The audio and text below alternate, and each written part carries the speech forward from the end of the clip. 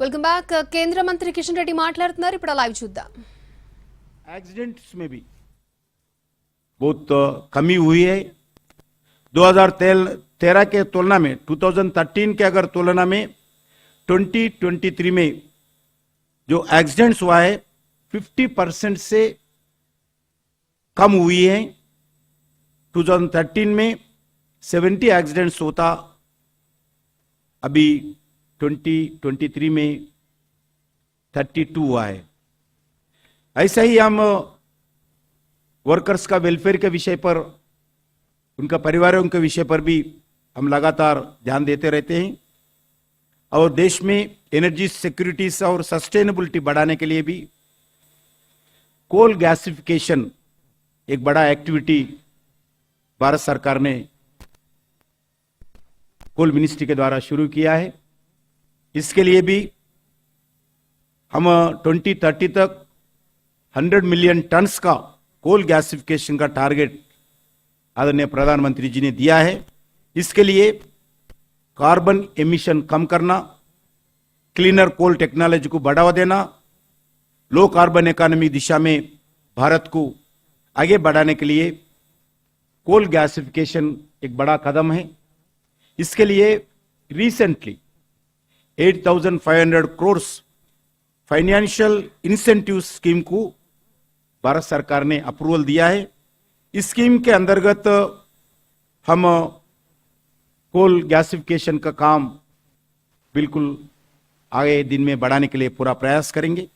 इसके लिए पीएसयूज अलग अलग प्राइवेट सेक्टर में भी प्रोत्साहन करेंगे। इसके साथ साथ कोल मिनिस्ट्री हमारी सेंट्रल पब्लिक सेक्टर एंटरप्राइजेस के साथ डाइवर्सिफिकेशन को भी प्रमोट कर रही है। सिर्फ हम कोल के ऊपर डिपेंड नहीं है। जो अब नेट जीरो का सिस्टम आने वाला है, ग्रीन एनर्जी का डिमांड बढ़ रहे हैं, इस दृष्टि में लगाते हुए कोल मिनिस्ट्री में हमारा पीएससी के द्वारा डाइवर्सिफिकेशन का काम भी शुरुआत किया है। फीडेड thermal power plants, solar power plants, coal gasification plants, floating solar power plants, critical mineral exploration जैसे डाइवर्सिटीज पर भाग लेने के लिए भी हमारा पीएसयूज आगे जा रही हैं। नैवेली लिग्नेट कॉर्पोरेशन एनसीएल जो हमारा पीएसयू है कोल मिनिस्ट्री का, यह भारत में 1 गीगावाट रिन्यूएबल एनर्जी प्रोड्यूस करने वाले भारत सरकार की पहला पीएसयू है हमारा पीएसयू। भारत में सोलर पावर प्रोडक्शन करने वाली पीएसयूज में नैवेली लिग्नेट कॉर्पोरेशन नंबर 1 है। इस पीएसयू के द्वारा आने वाले 2030 तक हम 10 गीगावाट, 2047 तक 30 गीगावाट का रिन्यूएबल एनर्जी प्रोडक्शन करने का टारगेट आदरणीय प्रधानमंत्री जी दिया है। हम विश्वास के साथ इस दिशा में आगे बढ़ रही हैं। कोल इंडिया और एक नया पीएसयू काबिल के द्वारा भी विदेशों में भी जो काबिल काम करते हैं, उसमें भी हमारा कोल इंडिया भी जो माइनिंग मिनिस्ट्री का जो पीएसयू है काबिल, उसमें भी पूरा एक्सप्लोरेशन काम के लिए भी हम भागीदार हुआ है। कोल मिनिस्ट्री में environmental sustainability and green India targets achieve करने पर भी विशेष ध्यान दे रही हैं।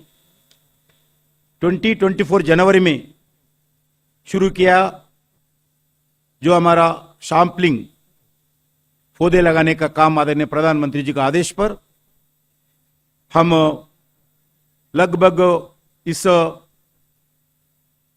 4.5 years में 2020 से लेके 24 तक 13,233 हेक्टार्स में हम लगभग 3 करोड़ पौधे लगाए हैं।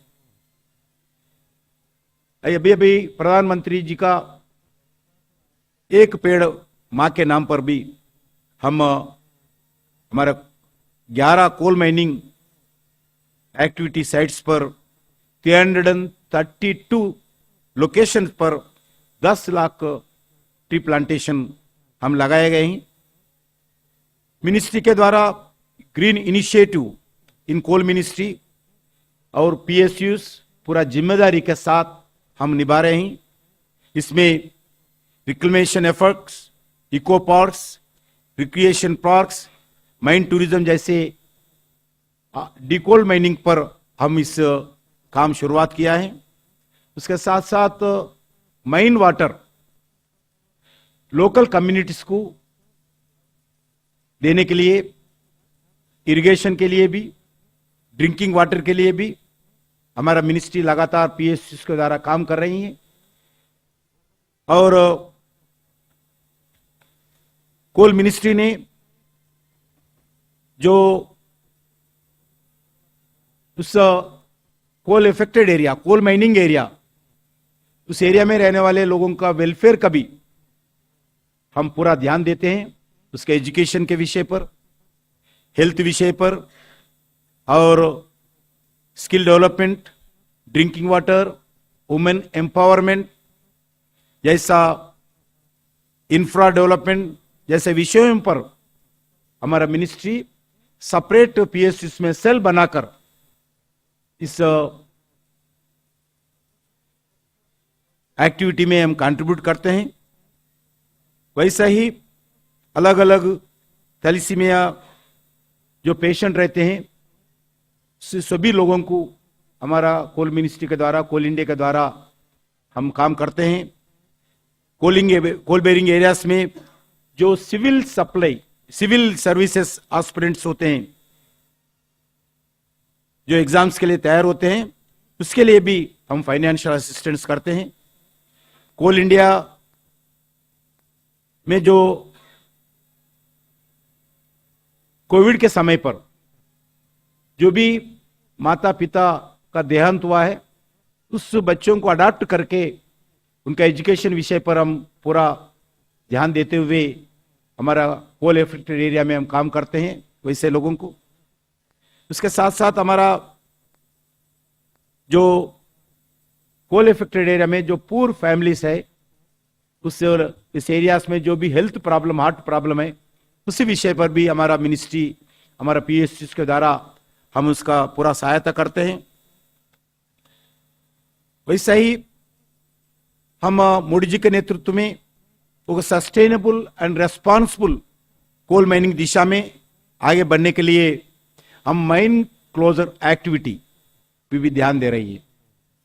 माइन क्लोजर एक्टिविटी में भी transparency, efficiency, accountability, environmental sustainability, इसी विषय पर हम ध्यान दे रही हैं। भारत के इतिहास में पहली बार प्रोसीजर के अनुसार साइंटिफिकली माइन क्लोज करने वाली माइंस को final mine closure certificates last month दिया है। ये आने वाला दिन में 140